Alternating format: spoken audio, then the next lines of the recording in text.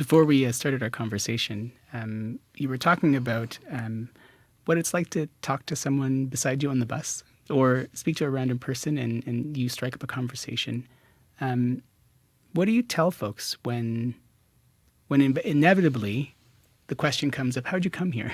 Mm-hmm. What version of your story do you tell folks in whatever space that and time that you have in that moment? Mm-hmm. In 1983, when I left Vietnam, just like all the other refugees, we were fleeing from the devastating aftermath of the Vietnam War. And even though I was only 5 years old, I was old enough to know that I was scared and I was uncertain, and especially not having my parents with me when we were fleeing. My parents sacrificed all that they had. They didn't have enough to actually buy a passage for themselves or my brother, who was only born just right before I left. But they believed that through their sacrifice, they could buy 1 bar of gold, which was my ticket on the boat for a better life on a crowded boat that was also very dangerous. The 9 days on the South China Sea are memories that I would never want my own children to ever witness or experience. I vividly remember lice that crawled on the hair of every man, woman, and child. I remember the extreme thirst and how many of us would have to drink our own urine to stay hydrated because the salty seawater would only have dehydrated us more. I remember being stopped multiple times by the Thai pirates on the sea who would brutalize and traumatize the women on our boat. And I remember one man who tried really hard to hold back his wife, and he was thrown overboard and his arm got amputated by the propeller as he was trying to protect his wife. And those are all images and experiences that no child should ever witness. And I would never want that for my own children. And then when we landed in Thailand refugee camp, unfortunately, I had contracted tuberculosis, which was extremely contagious. And the family that my parents had entrusted me with to care for me and to protect me, unfortunately, had thrown me out of their hut. It was really a time of survival of the fittest, and everybody wanted to protect their own health so that they could be free to immigrate to a first world nation. And sadly, a sick child, especially one with contagious disease, really threatens that fragile hope. But I wasn't alone for those 2 years when they threw me out. But being alone and ostracized is, at such a young age, is a very painful experience. My aunt, who was only 18 years old at the time, and she was escaping Vietnam for herself, my parents had not entrusted her with me because she was so young. But she sacrificed her chance to immigrate early. Actually, she got selected to go to the United States. And she sacrificed her chance to go to stay in the refugee camp to care for me. And her selflessness was a gift that changed my life. So for 2 years, it was her and I. And she would work at the movie shacks every night to help us survive. And there are memories that I remember in the pouring rain trying to go look for her, and there was rats everywhere. And that's the reason why I still have a phobia of rats till now. But it was a very hard time, and there are still lots of images where people could not withstand their hardship and suffering, and some people committed suicide by hanging themselves on the hut, and also those are images that no child should ever see. So I think from my early struggles, it's really given me it's perseverance and the empathy to live my life with intention. And my secret to happiness is not in what I have, but in what I can give to others. And I will always carry the memory of that child in the refugee camp, and the love and the sacrifice and the courage that brought her here every single day. And part of that giving is also your work. As an emergency physician, you work in an emergency department at HSC. What's that like for you now as you fast forward and thinking about your lived experience, who's made you who you are, and the folks around you, who they are as well. But your intentionality to do this thing, what's that like for you? Yeah. Before I share my experience of what I do now, I think it's also really important to know why I do what I do now.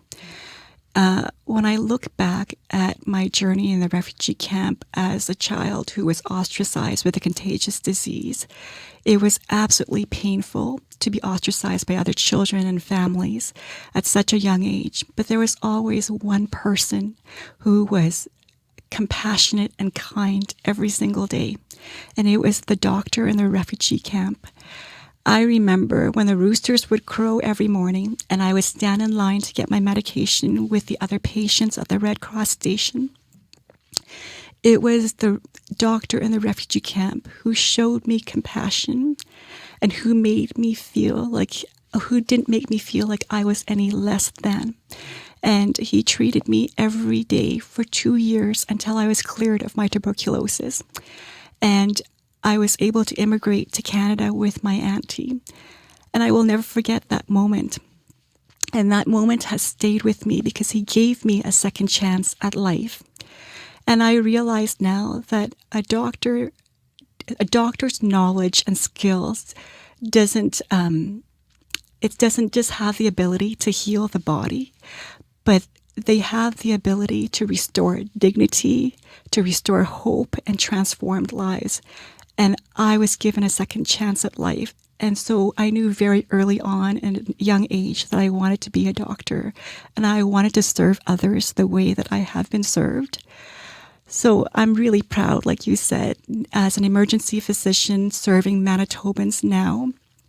I work in a very busy emergency department at the Health Sciences Center in Winnipeg, servicing the core population of Winnipeg, and many of whom are vulnerable, they're houseless, and they live their daily struggles with trauma, with addiction, and with mental illness. It's a place of immense need, but even greater humanity. Emergency medicine is not easy. I chose it because I know that that's where I can make the biggest difference. And it's my second home away from home. So I was also very blessed as an emergency physician to also have led multiple medical missions through our charity, Canadians Helping Kids in Vietnam, and where we were able to improve the healthcare, the medical education, and the living conditions for those who were less fortunate than us in far-off corners of our world. Every patient that I care for, I often carry the memory of the sick child in the refugee camp and the doctor who cared for me, but who saw me more than just a walking illness. He saw the possibility that I could be something for somebody else. And I want to be now the reason for somebody else's possibility. Take me back to 1986. What was that like? Well, I'll always remember that very vividly. My aunt and I had arrived to Winnipeg in March of 1986. We were scared, we were frightened, and we were uncertain of what was to happen. My aunt was 6 months pregnant, and she held it together with quiet determination. I was 8 going on 9, and I was tiny, I was frail, and I was malnourished. When we landed at the airport, it was also it was what they referred to as the blizzard of the century, and all the roads in southern Manitoba had actually closed. So our sponsors couldn't make it in time to the airport to actually pick us up. And that's quite a scene that I'm sure, as a young person, you probably had not imagined what it might look like or what it would feel like. And then you arrive here. It was the storm of the century. And what was that like? What do you remember about the first things that came to mind for you? I just remembered how incredibly cold and white it was, coming from the refugee camp in Thailand where it's very hot and tropical and humid. My aunt didn't know, but she had actually knit cardigans thinking that was warm enough for -40 with the wind chill. And that's all we had was 2 cardigans. I imagine it wasn't warm enough. It was not warm enough. And we were very scared because we watched as the other families left with their sponsors. And one by one, all the families had left. And eventually we were the only ones standing in the airport that evening. But there was a translator who looked at my aunt and I and knew something was not right. And she asked for our papers, and she managed to contact our sponsors, who were really relieved that somebody had reached out because they didn't know how to contact us at the airport.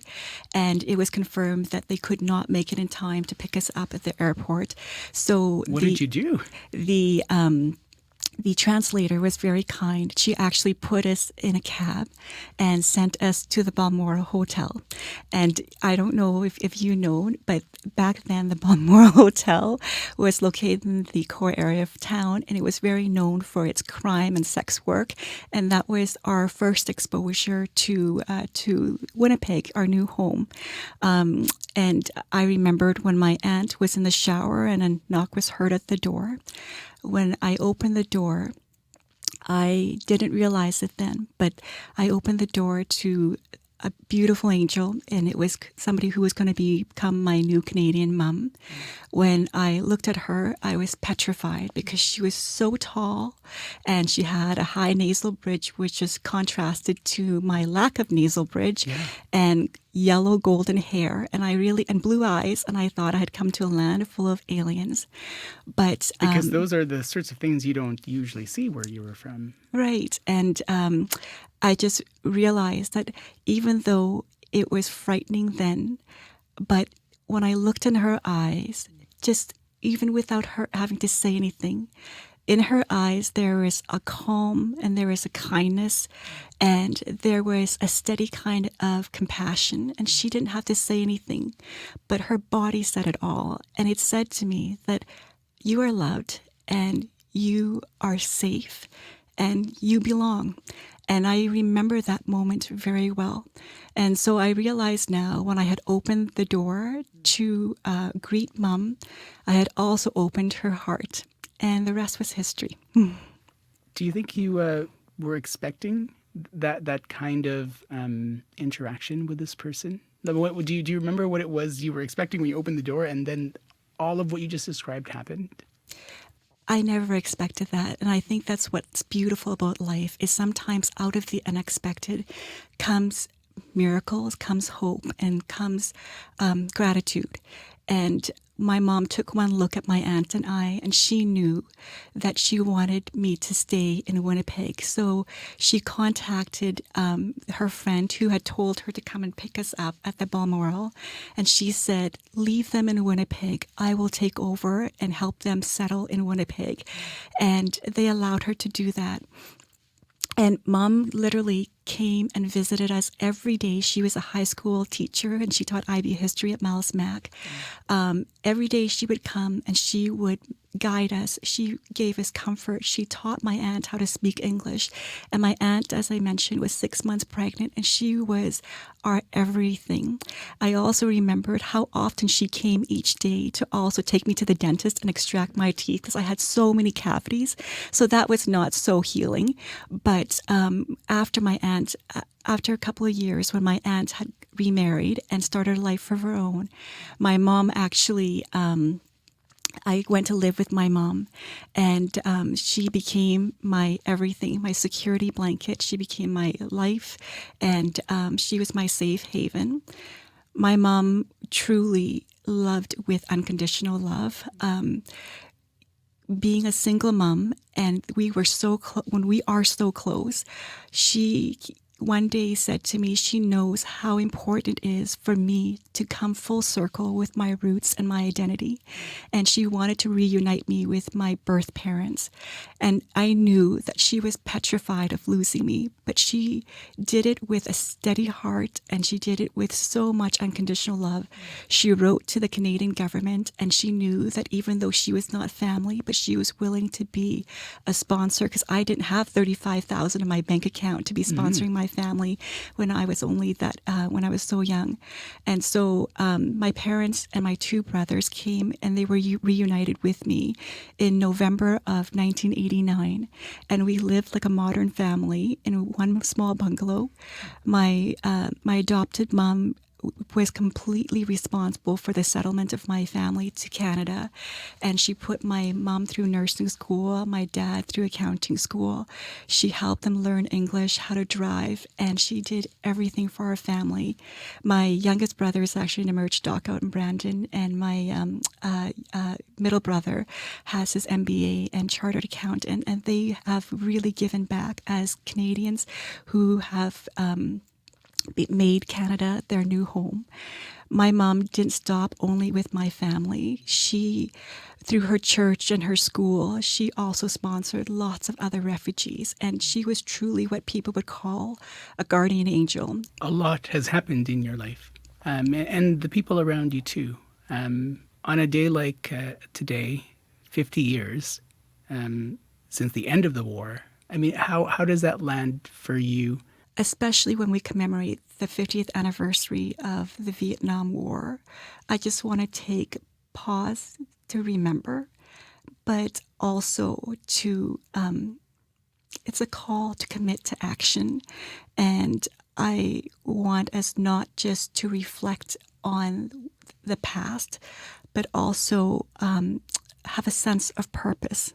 Because I believe that no matter where we serve, whether it's in a hospital or whether it's in a school or a community center or within our own families, all of us actually have the control to raise the quality of life for everybody around us. And in this day and age, more than ever, I just want us to be able to always choose compassion over division, and service over self, and hope over despair, because that's how I healed and moved forward. And I hope that for everybody who has a similar journey.